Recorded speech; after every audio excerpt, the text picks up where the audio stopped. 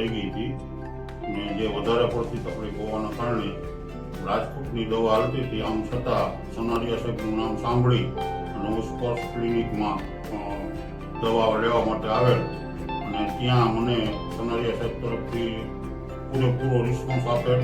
પહેલી જ વખતથી મને એવું કહેલ કે 100% ગેરંટી સાથે હું આ દર્દને તમારું મટાડી દઈશ, જે કદાચ પગ કાપવાની સ્થિતિ સુધી પણ જઈ શકે એવી પરિસ્થિતિ હતી.